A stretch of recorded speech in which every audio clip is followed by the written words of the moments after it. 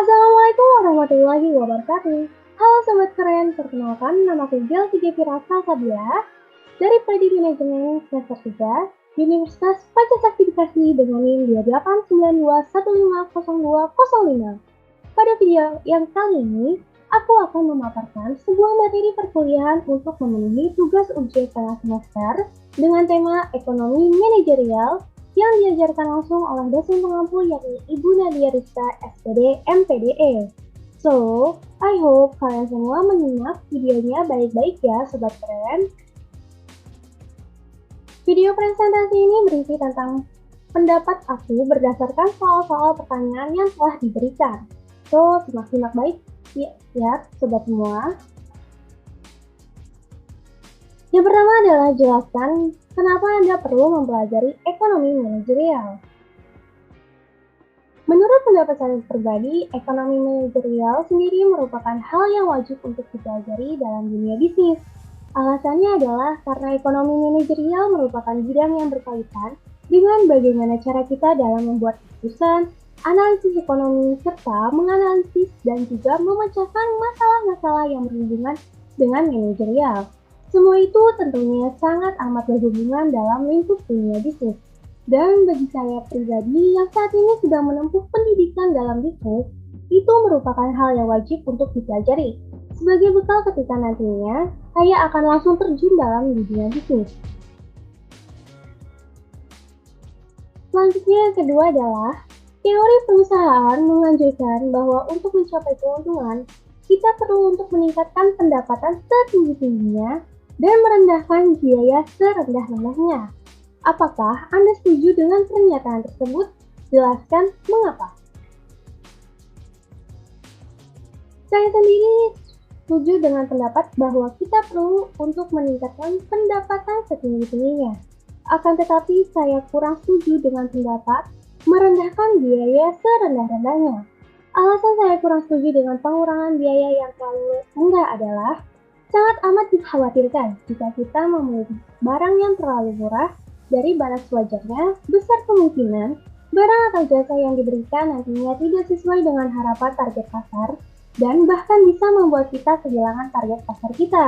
Akan tetapi mungkin lebih baiknya kita mencari harga yang cukup murah dengan kualitas yang bagus.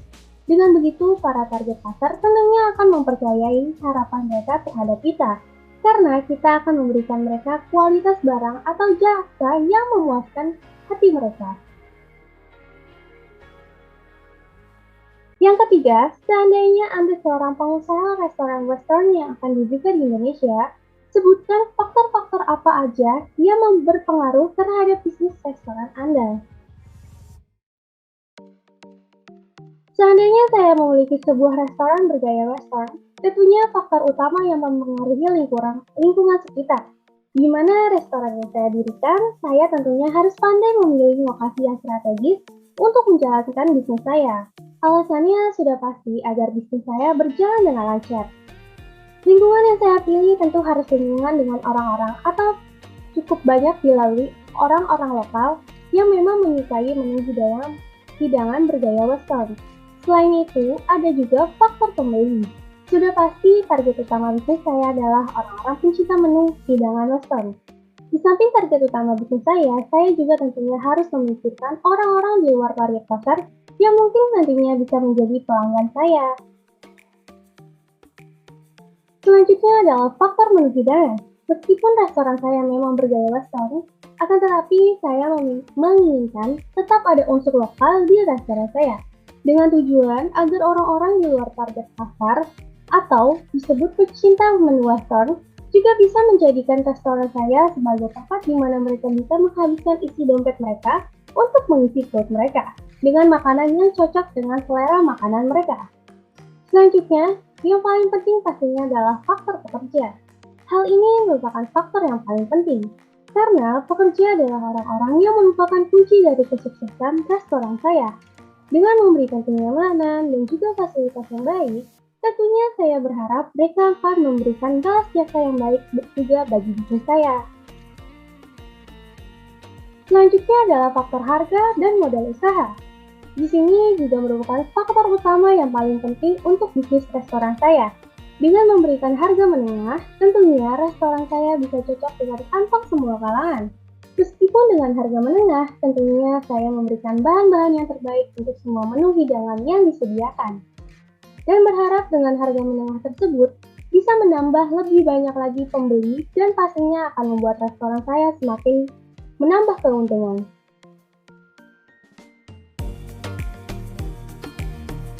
And then, this is the end of my presentation. And the last, aku mau minta maaf ke sobat keren apabila ada kesalahan kata dalam penulisan maupun pengucapanku. Wabillahi taufiq wal hidayah. Wassalamualaikum warahmatullahi wabarakatuh. See you.